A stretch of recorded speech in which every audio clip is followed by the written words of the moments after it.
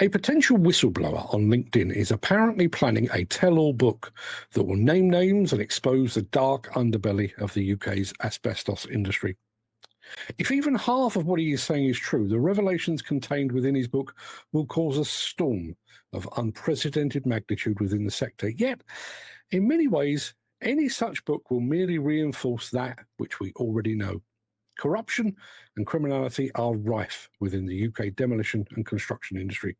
From plant and fuel theft to major fraud, this is an industry in which illegality is as ever present as diesel fuel and plastic hard hats. Cast your mind back to March 2022, when the Competition and Markets Authority hit 10 UK demolition contractors with fines of more than £60 million. We all remember that. And yet that CMA investigation is far from unique. Back in 2016, the CMA, together with the Competition Commission, investigated the UK market for aggregates, cement and ready-mix concrete. At the same time, the CMA was investigating allegations of bid rigging across various construction sectors, including the supply of galvanised steel tanks.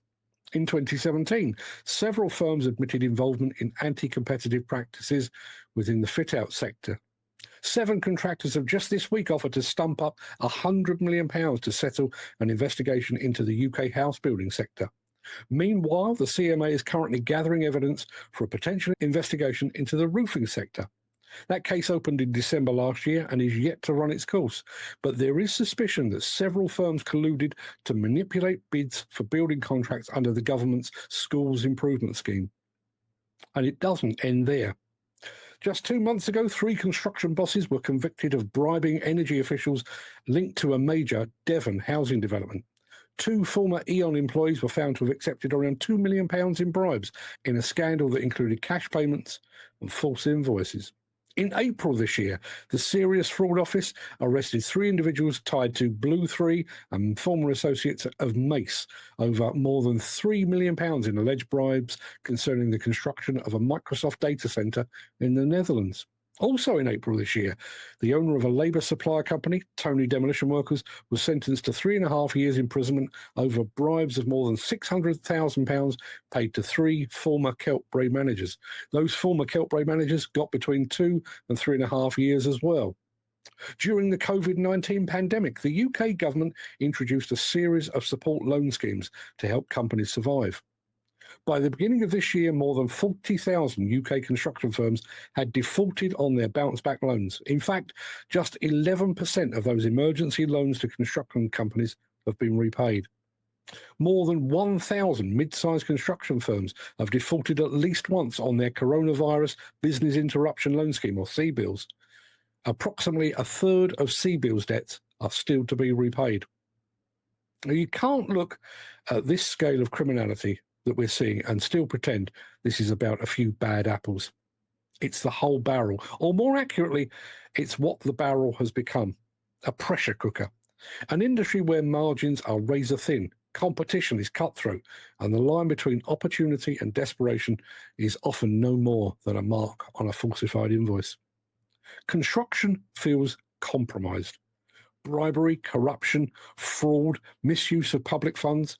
These aren't isolated incidents. They're now woven into the very fabric of how the UK construction sector has learned to survive.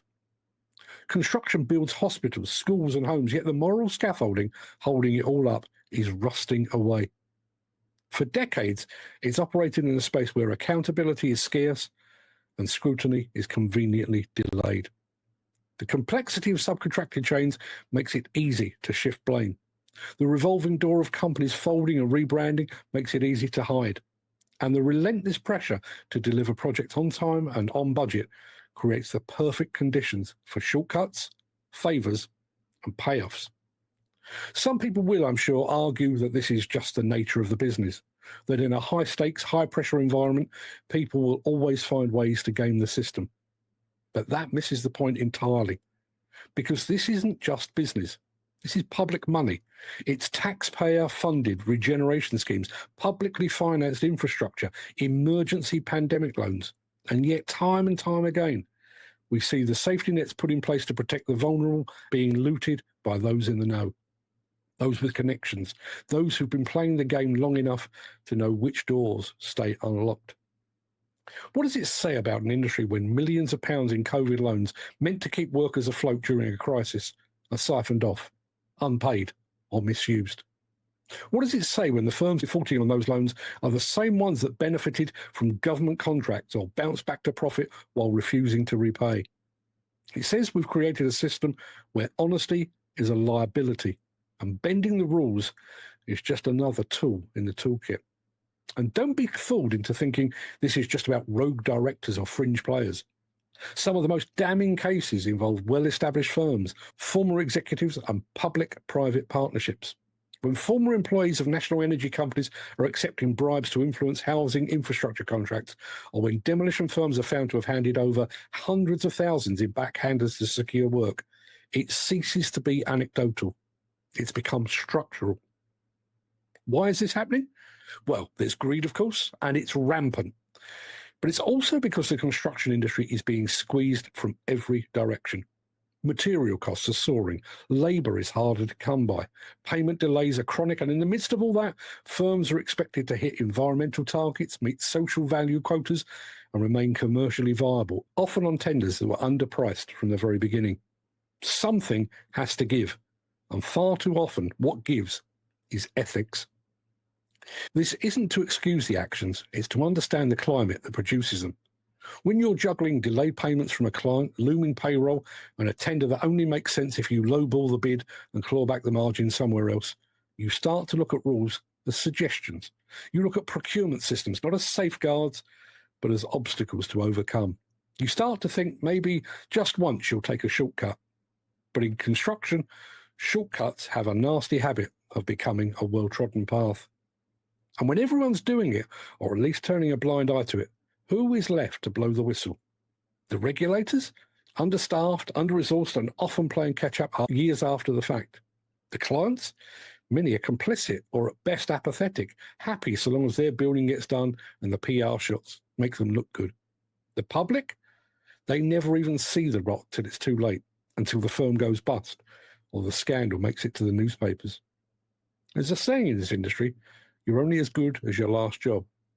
But what happens when your last job was secured through a bribe, funded by a misused loan, and executed by a company that no longer exists? What happens when the reputational damage never sticks because the names change, the directors rotate, and the trail goes cold? What happens is what we're seeing now, a cycle of criminality masquerading as normality. We're long past the point where these stories can be dismissed as exceptions. The data is clear. The convictions are in. The unpaid debts are piling up. This isn't just about a few rotten deals. It's about an industry that has become accepting of the unacceptable. An industry so entrenched in crisis mode that it has normalised corruption as part of the cost of doing business. And that's the real tragedy here. Not just the money lost or the rules broken, but the erosion of trust.